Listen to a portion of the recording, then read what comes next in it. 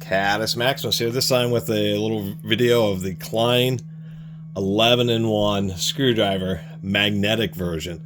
So this, I guess, is real close to being their best. Big partner, 32-500 mag. They also have a version which has like impact rated hardware, which I haven't seen yet, but did pick up this 11-in-1. So this is the, I guess, getting close to the ultimate evolution of 6-in-1 screwdrivers. Of course, I have older Klein tools. I think Pratt & Whitney, a few other companies use this style of cushion grip, where it's a pushover acetate cushion grip. This actually was pioneered by Vaco. I made a video about it, although I couldn't find my old Vaco one. Klein Tools purchased Vaco, and that's where Klein got this design from. Klein's one of the still, I'd say, ever fewer traditional American hand tool companies. Just like Lyle Tools, which sold in a lot of auto parts stores, Wright Tools.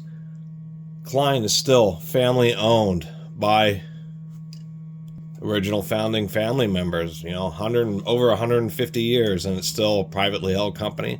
How they stuck around is not just making good tools, but they've been buying out of other companies rather than selling out themselves. So that's why I do continue to talk about them. Even though this is definitely getting to the penultimate of multi-bit single-handle screwdrivers, certainly not the most beautiful. This wooden brass one I picked up is definitely on par with the most beautiful. This one's tremendously handy. Obviously, they put a lot of attention into it, and I would like to take a look at the impact driver one. The over grips now are a bit softer, a little bit harder plastic on the older ones, and the newer ones definitely a bit softer, is what I meant to say. They have real fine tines for the insert on this, and on this one, it's a bit coarser.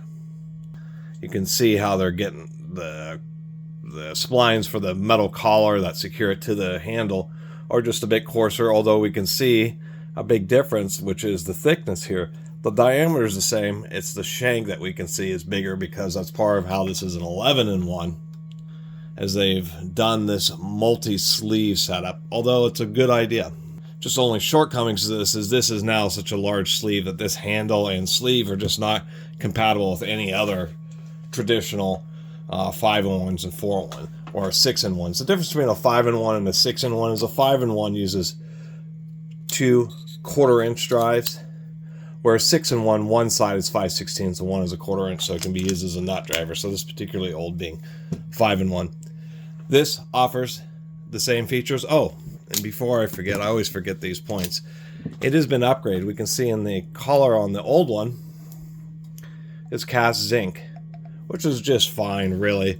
But on the newer one, they did decide to upgrade that insert to steel. So that's a nice bonus.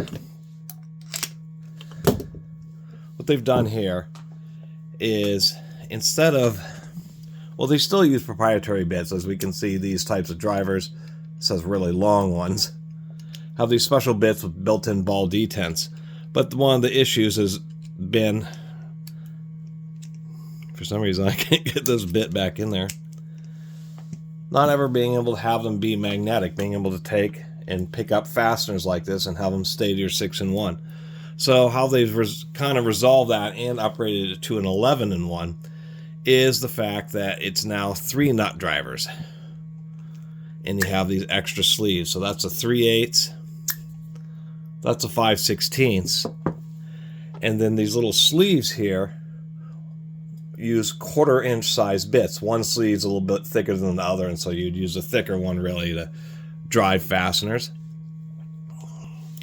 And then in each of these sleeves, this was missing a couple of its bits. I did buy it used, but they come with these super short bits that have ball detents in them.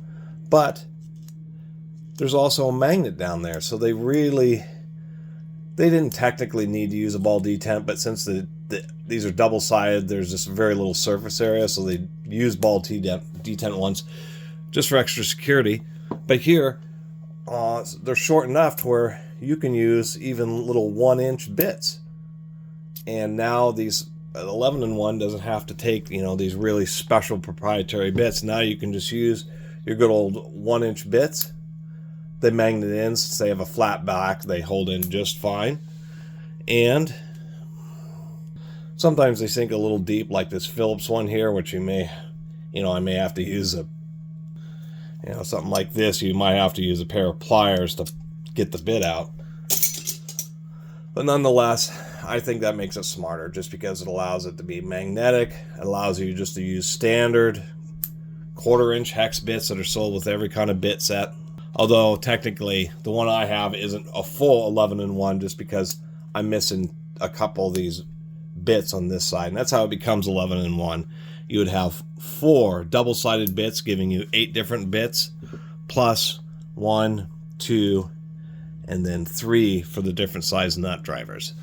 The last thing I was going to mention here, which I think is a kind of interesting, is these. If we just look, you can see that you can just see the glint of the ball bearing there and there. So these are double-sided ball bearing retention, little spring clip over the top, and those ball bearings just sit in these little undercuts here. But that provides an extra advantage when working with 5/16 or 3/8 fasteners, and I think hopefully they did that intentionally and it wasn't just a side effect. But since the ball bearings are so close to the edge, even though these aren't magnetic, the bearings act as retention. So when you're working, once again, with 5/16 or 3/8 fasteners, it is a fastener retaining system. And what is actually kind of handy about this ball bearing system is it's not magnetic, so it doesn't just rely on steel fasteners. If you're working with stainless steel fasteners, it will hold them just as well as, and of course, any plastic or aluminum or brass fasteners you're working with. So I thought that was kind of cool. So anyway, an overly long video about a Klein 11-in-1 screwdriver, where technically if you wear out or lose all its special bits, you can use standard 1-inch bits with it. But then in that case, I guess it becomes a 7-in-1, because you'd have 4 different 1-inch bits plus the 3 nut drivers. Still makes it pretty competitive. So being a 7-in-1. So anyway, I guess that's all I have to say about it. Just kind of think it's a nice upgrade to having a magnetic tips and fastener retaining for the nut driver portion of these multi-in-1, traditionally known as 5 or 6-in-1s. But the Klein has continued to develop them. I'm sure this has been out for years and I'm just discovering it now. Anyway, thanks for watching.